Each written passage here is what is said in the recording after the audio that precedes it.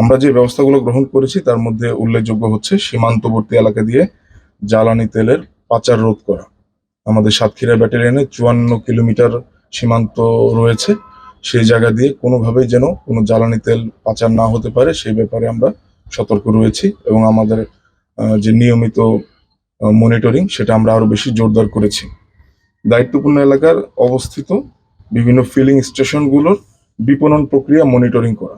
আমরা আমাদের দায়িত্বপূর্ণ এলাকার ভিতরে যে কটি ফিলিং স্টেশন আছে তার যে প্রজ্ঞাপন অনুযায়ী তারা বিপণন প্রক্রিয়া সঠিকভাবে করছে কিনা এটা আমরা মনিটরিং করব। আমরা গোয়েন্দা নজরদারি ইতিমধ্যে বৃদ্ধি করেছি।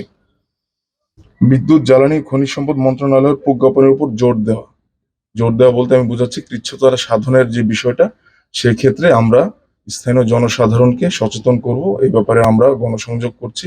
বিভিন্ন সময় আমরা যখন কাজ করে থাকি স্থানীয় জনগণের সাথে মত বিনিময় করে থাকি, আমরা এই ব্যাপারেও তাদেরকে সেন্সিটাইজ করব, আরো সচেতন করব। এছাড়াও আমাদের নিয়মিত বেশ কয়েকটা চেকপোস্ট রয়েছে। আমাদের নিয়মিত চেকপোস্টের পাশাপাশি আমরা আরো 5 থেকে 6টা চেকপোস্ট বৃদ্ধি করছি। র্যান্ডমলি আমরা এই কাজগুলো করব যাতে কোনোভাবে অবৈধ পাচার হচ্ছে কিনা, কোনো জায়গায় নিয়মের বাহিরে তেলে সরবরাহ হচ্ছে কিনা আমরা সেগুলো মনিটর করতে পারবো এই চেকপোস্টগুলোর মাধ্যমে। এছাড়াও আমরা বেশ কিছু মোবাইল টহল পরিচালনা করব আমাদের সদর এবং কোলারোয়া অঞ্চলের মধ্যে। স্থানীয় জনসাধারণের মধ্যে আমরা সচেতনতা বৃদ্ধি করব, এই কথাটি আমি আগেই বলেছি। এছাড়াও জেলা প্রশাসন, পুলিশ প্রশাসন, সাংবাদিক সমাজ আপনারা যারা আছেন, পরিবেশ কর্মী এবং জনপ্রতিনিধি যারা আছেন তাদের সাথে আমরা আমাদের এই টোটাল যে কার্যক্রম আমরা যেগুলো করব এগুলো সমন্বয় করে নিব।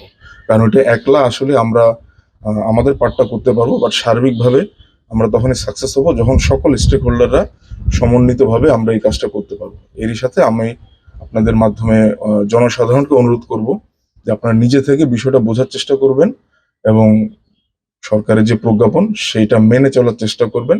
কৃচ্ছ্রতা সাধন করা আমাদের ধর্মেও বলা হয়েছে, সকল ধর্মেই বলা আছে কৃচ্ছ্রতা সাধন করা অবশ্যই একটি ভালো কাজ। সো আমরা ওই দিকটাও খেয়াল রাখবো এবং দেশের যে সম্ভাব্য একটি বিপর্যয় মোকাবেলায় আমরা সরকারকে এবং আমরা নিজেদেরকে সহায়তা করব। ধন্যবাদ সবাইকে।